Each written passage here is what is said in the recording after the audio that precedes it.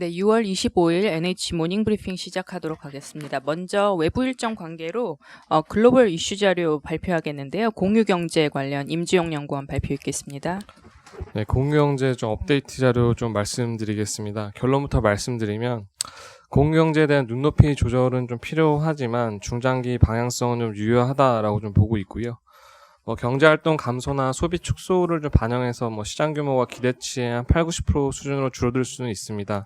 다만 이번 위기를 통해서 우후죽순으로 등장했던 플레이어들의 시장 퇴출을 좀 야기해서 선도업체가 좀 가져가는 몫은 좀 더 커질 수 있다라고 좀 보고 있고요. 영역별로 좀 차별화된 모습이 전개될 거다라고 좀 보고 있습니다. 모빌리티 쪽에서는 구조조정과 시장 재편을 통해서 수익성 개선 시점이 좀 당겨져서 상위 업체인 우버와 리프트의 좀 수혜가 예상이 되고요. 공유 오피스 같은 경우는 좀 지역별로 좀 차별화가 예상이 됩니다. 공유 오피스의 대중화를 이끌었던 위워크는 좀 망가졌지만 코워킹 스페이스 비즈니스가 망한 건 좀 아니라고 좀 보고 있고요. 국내에는 상대적으로 양호하고 로컬 업체의 좀 차별화된 성장을 좀 예상을 하고 있습니다.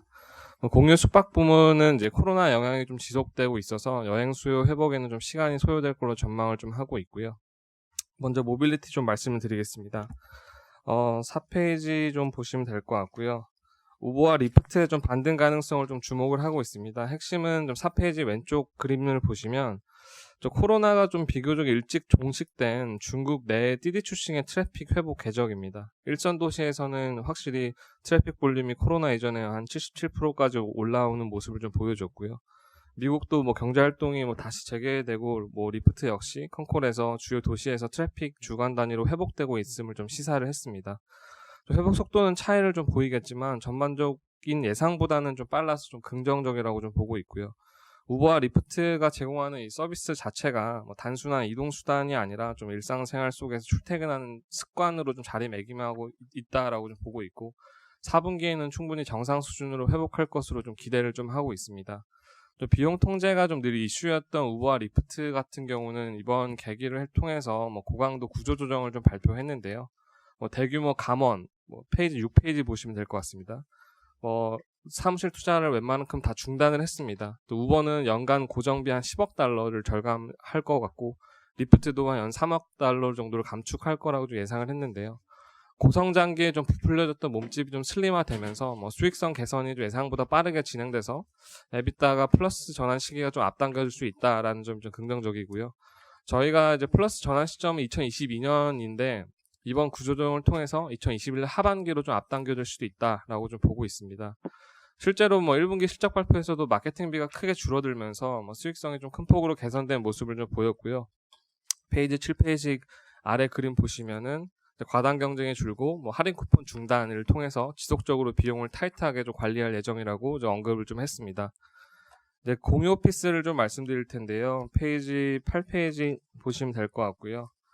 위워크를 많이 떠올리실 텐데 사실 코로나 이전에도 공실률이나 부채 문제, 적자 같은 좀 비즈니스의 지속 가능성에 대한 의구심이 좀 많았습니다. 주요 주주인 소프트뱅크도 투자 실패를 좀 인정을 했고 지분을 다 손상 처리하는 좀 결과를 낳았는데요. 저희는 약간 위워크 실패랑 이 코워킹 비즈니스를 좀 분리해서 봐야 될 필요가 있다라고 좀 보고 있고요. 사실 위워크 실패에는 그러니까 무리한 외형 확정과 지배구조 이슈, 투자 이런 게 좀 개별적인 이슈가 있고 부동산의 유효 자원을 좀 효율적으로 활용하거나 이런 공유 오피스 활용 관점에서 공유 오피스의 공급과 수요는 좀 지속적으로 발생한다라고 보고 있습니다. 일례로 국내 대표 공유 오피스 업체 같은 경우는 코로나 영향에도 불구하고 차별적인 성장을 지속해서 좀 보여주고 있고요. 경기 불황에 대한 불안 심리로 보증금이라든지 인테리어 비용, 부대 비용이 없고 사용 기간을 유연하게 조절할 수 있는 공유 오피스에 대한 수요도 여전히 증가할 거라고 좀 예상을 하고 있습니다. 마지막으로 에어비앤비 숙박 공유 정도 말씀드리겠는데요. 인력도 한 25% 감원을 하고 럭셔리 숙박 사업 다 접었습니다. 9월에 상장이 예정돼 있었는데 그것도 좀 연기될 가능성이 좀 높고요. 저희는 약간 최악의 상황은 좀 지나가는 중이라고 좀 보고 있고요. 좀 이동 제한 조치가 좀 해제된 지역을 중심으로 해서 좀 예상보다 빠른 회복세는 좀 보이고 있습니다. 여전히 사람들은 에어비앤비를 찾고 여행의 필수 키워드로 좀 자리 잡았다라고 좀 보고 있고 가격 경쟁력이라든지 현지인처럼 살아볼 수 있는 경험 자체는 코로나 이후에도 좀 유효하다라고 좀 보고 있습니다. 뭐 일각에서 제기하는 뭐 청결이나 위생 문제는 사실 다른 숙박업체도 피해갈 수 없는 이슈로 좀 보고 있고, 에어비앤비 역시 뭐 청결 강화 프로그램 같은 경우를 도입해서 좀 대응 중이다라고 좀 볼 수 있을 것 같습니다. 이상입니다. 국내 공유 오피스 같은 경우 뭐 국내 업체가 조금 두각을 나타내는 업체가 있는 상황인가요? 뭐 국내 대표 공유 오피스는 패스트5가 이제 거의 위워크랑 이제 쌍벽을 이루고 있는데, 패스트5 같은 경우는 지금 뭐 과거 5년 동안 되게 드라마틱한 성장을 하고 있고, 지금 뭐 제가 알기로는 이제 스팟별로도 거의 BEP를 다 넘겨서 안정적인 실적 관리가 되고 있는 걸로 좀 파악을 좀 하고 있습니다.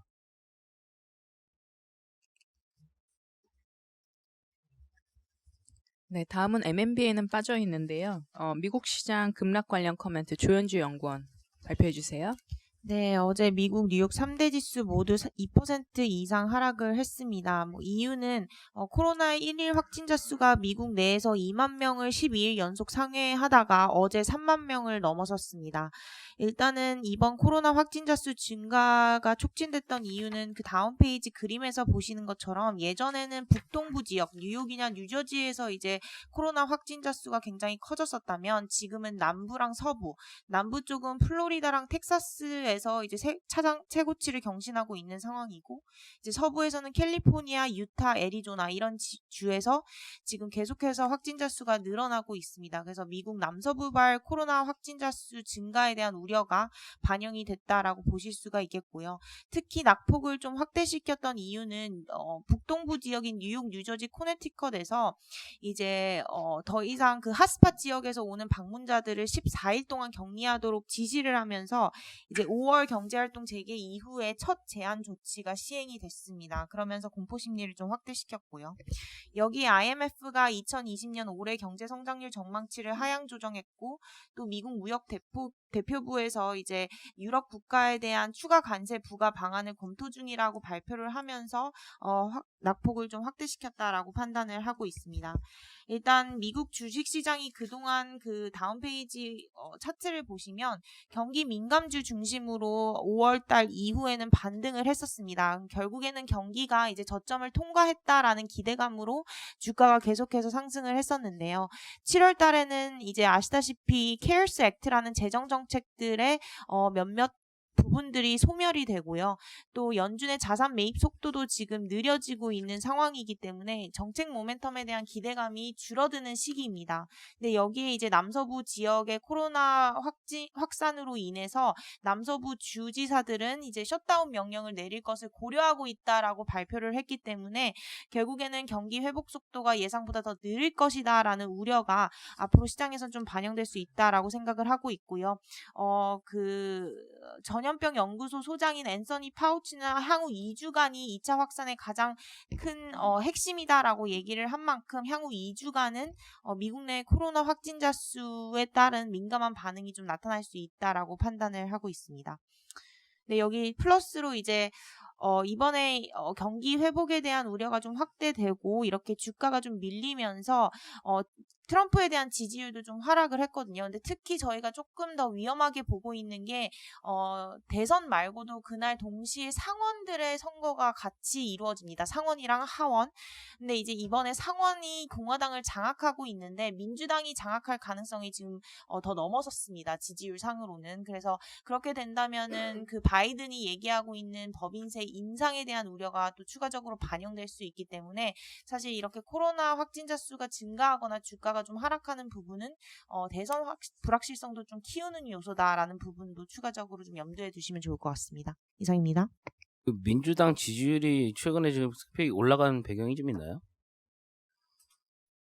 네, 바이든 지지율이 트럼프 지지율보다 높아진 시점은 3월 말부터입니다. 그러니까 결국에는 이제 사회적 거리두기 시행으로 인해 실업자들이 많이 나타난 시기부터 이제 트럼프의 지지율이 좀 하락을 했고요. 상원의 지지율이 높아진 시점은 이제 5월달 그 경제활동 재개 이후부터 공화당 상원의 지지율이 좀 내려갔고 민주당 상원의 지지율이 좀 높아지다가 이제 어제자로 넘어섰다라고 보시면 될 것 같습니다. 이제 미국 법인세율 21에서 28%를 올리겠다는 거잖아요, 바이든이.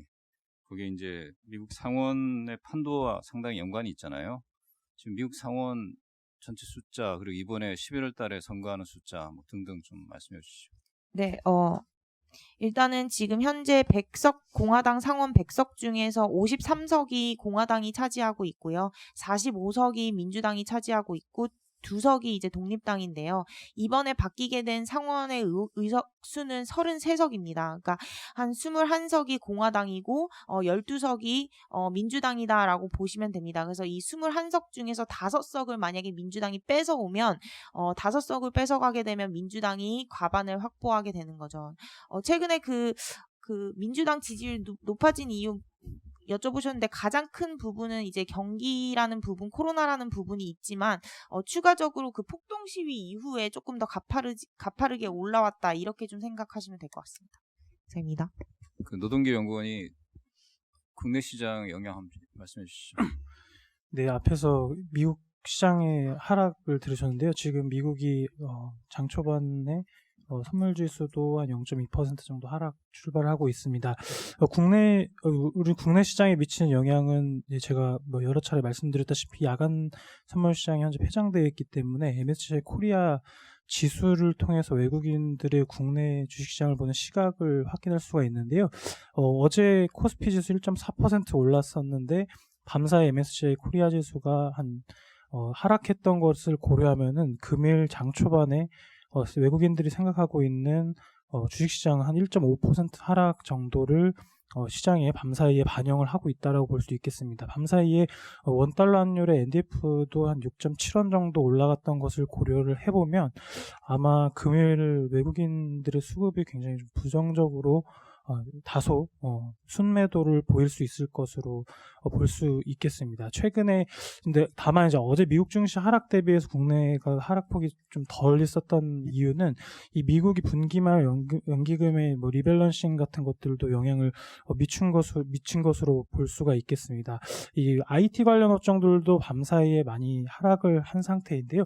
국내가 IT 비중이 높고 어제 같은 경우 코스피 200 지수의 상승 자체를 IT 종목들, 특히 삼성전자랑 하이닉스 같은 종목들이 이끌어냈다는 것들을 고려를 해보면 금일은 대형주 위주로 하락 출발할 가능성이 있지 않을까 그렇게 정도 정리할 수 있겠습니다. 이상입니다. 네, 다음은 산업기업 분석으로 넘어가겠습니다. 이규하 연구원 KH바텍 휴대폰 IT 부품 산업. 네, KH바텍 목표 주가를 기존 22,000원에서 28,000원으로 상향을 합니다. 그래서 배경은 지금 밸류에이션 시점이랑 방식을 좀 변경을 했고요. 중장기적으로 폴더블 스마트폰은 계속 이제 성장할 수밖에 없는 시장이고 글로벌리 이제 최대 수혜 부품주이기 때문에 계속해서 이제 주가는 우상하는 트렌드로 갈 거라고 보고 있습니다. 3페이지 밸류에이션부터 좀 설명을 드리겠습니다. 지금 기존에 이제 저희가 2020년 기준 하다가 21년으로 좀 변경한 부분이 있는데 일단 이 부분은 지금 다른 종목들에서도 마찬가지로 진행하고 있지만 특히 이제 폴더블 스마트폰 같은 경우도 이제 2020년 상반기에는 3월 달에는 나쁘진 않았지만 4월 달, 5월 달 가면서 영향을 좀 받은 걸로 보이고요.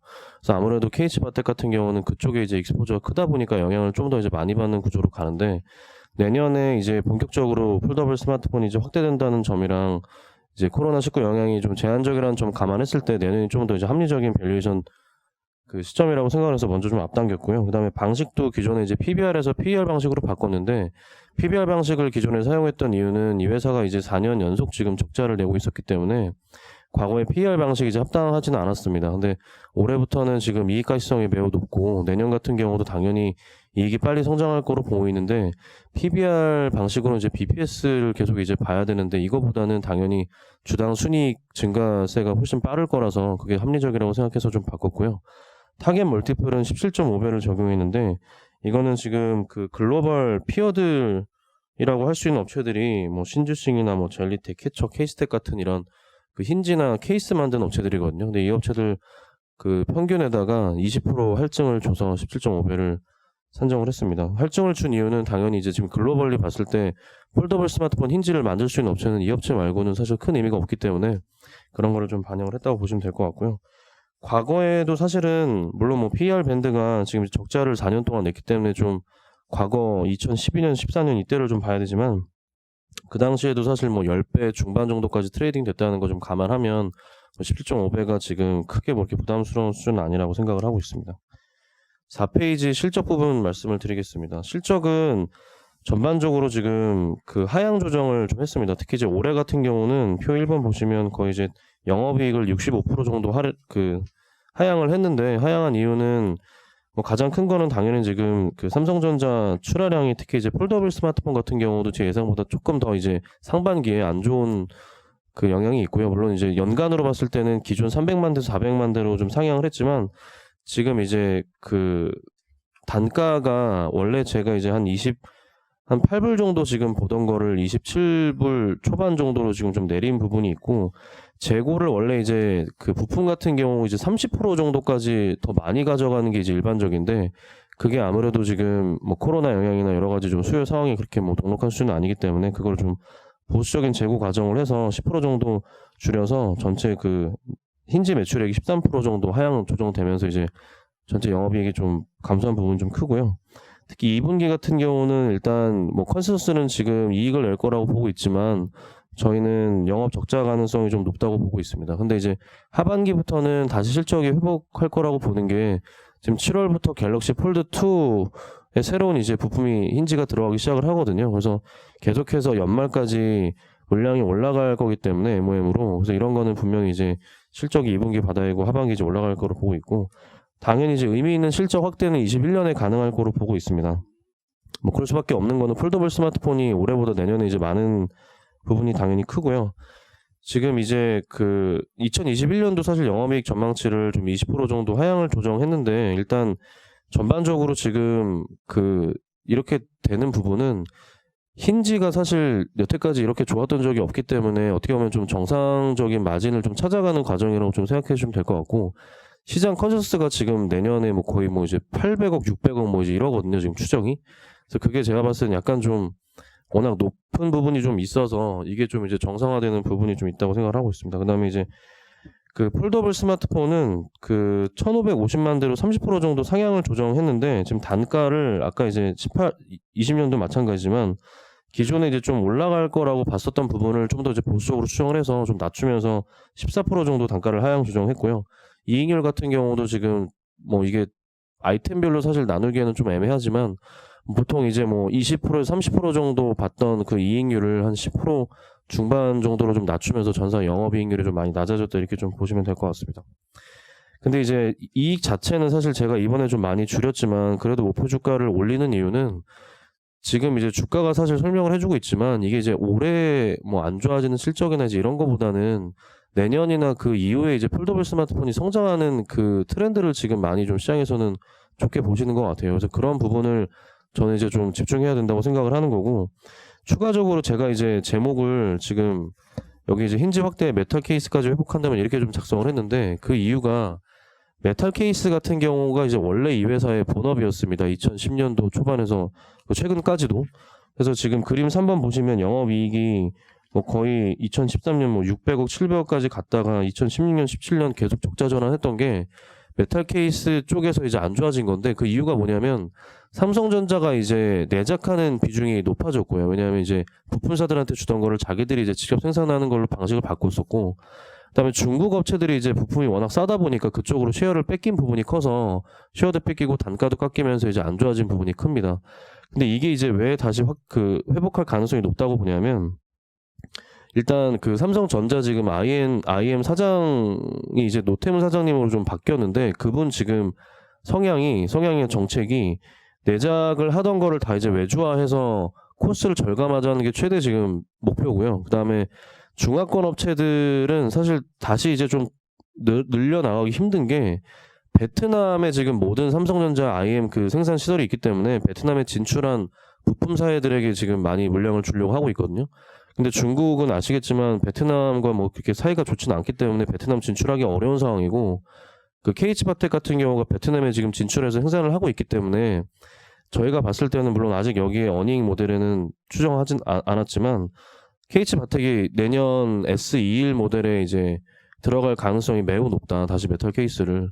그래서 이게 이제 들어가게 되면은 다시 과거처럼 메탈 케이스도 어느 정도 회복이 되고 힌지도 이제 붙는 그림이 되면 중장기적으로 매우 이제 다시 좋은 그림이 될 수 있어서 뭐 그런 것까지 좀 염두에 두고 목표 주가를 올렸다고 좀 보시면 될 것 같습니다. 그 다음에 이제 시장에서 가장 궁금해하시는 게 뭐냐면 결국에 이제 경쟁사랑 삼성전자 말고 다른 쪽으로 나갈 수 있냐 그거에 대해서 많이 궁금해하시는데 일단 경쟁사는 지금 에스코넥이라고 계속 이제 얘기가 나오고 있지만 에스코넥의 주가를 보시면 아시겠지만 주가가 최근에 이제 안 되거든요. 그 이유가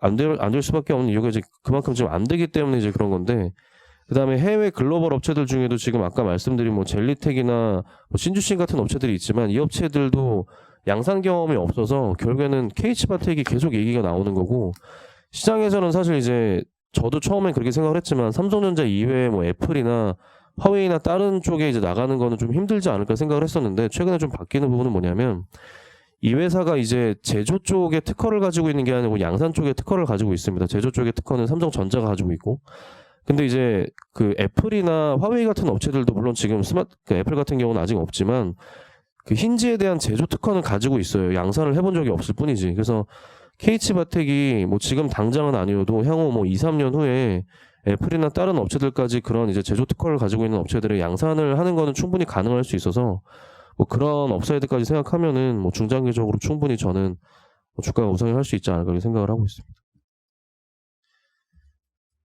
이게 폴더블 폰이 뭐 성장성 기대를 많이 하는 것 같다 얘기했는데 솔직히 작년에 처음에 이게 모델이 나온 다음에 기대치가 높았는데 가격적인 측면이나 여러 가지 봤을 때 기대치가 많이 내려간 것 같거든요. 물론 이제 추가적으로 모델들이 많이 나오면서 시장은 좀 커지겠지만 기대치가 많이 낮아진 거에 대해서 어떻게 좀 보시는지 하고요. 힌지에 대해서 기술적인 측면에서 완성도는 좀 더 올라가는 어느 정도까지 더 올라갔는지. 기대치가 낮았다는 게 그러니까 폴더블 스마트폰 자체에 대한 기대치가 낮았다는 건가요? 어우 진짜 좋다 사볼만 하다 했는데 이게 뭐 가격 대비 별 차이를 못 느끼겠다는 의견도 많이 있거든요 아직까지는. 그래서 기대치가 좀 낮아진 측면도 있다는 생각도 들더라고요. 글쎄 그거는 제 생각엔 좀 주관적인 생각이어서 저는 반대로 생각하고 있거든요. 그래서 오히려 제 주변에는 제가 이제 폴더블 스마트폰 얘기를 먼저 안 해도 폴드2를 먼저 사겠다고 하는 사람들이 되게 많아요. 그래서 이건 제 생각에는 뭐 주변에 이제 뭐 계신 분들의 약간 생각이 좀 달라서 그럴 수도 있는데 제 생각에는 지금 KH바텍의 주가가 저렇게 이제 우상향을 하고 있는 것 자체가 폴더블 스마트폰 시장이 안 된다고 생각을 하면 저렇게 올라갈 거라고 생각을 하지 않거든요, 제 생각에는. 그래서 분명히 저거는 뭐 그 정도는 아니어도 분명히 앞으로 커질 거에 대한 기대는 있을 거라고 생각을 하고 8월 달에 실제로 이제 폴드2가 나오면 저는 더 이제 그런 기대감이 커질 수 있지 않을까 생각을 하고 있습니다. 그다음에 힌지 기술에 대한 완성도는 제가 이제 개인적으로 지금 이거를 한번 바꿨는데 처음 썼던 것보다 지금이 더 나아요. 그리고 이제 폴드 Z 플립이 이거보다 나을 거고 그다음 폴드2가 이제 이거보다 나을 건데 뭐 점점 앞으로 이제 그거는 뭐 계속 발전해 나갈 거고 그만큼 기술 난이도가 높아질 거다. 그래서 KH바텍이 더 이제 좋아질 수밖에 없는 부분입니다. 이제 힌지 매출에 관련돼서요. 이게 저희가 삼성전자의 단독 벤더로 해서 추정하신 거죠? 근데 올해는 거의 이제 단독 벤더라고 보시면 되는데 내년은 제가 점유율을 일단 70% 정도로 좀 낮춰서 추정해놨습니다.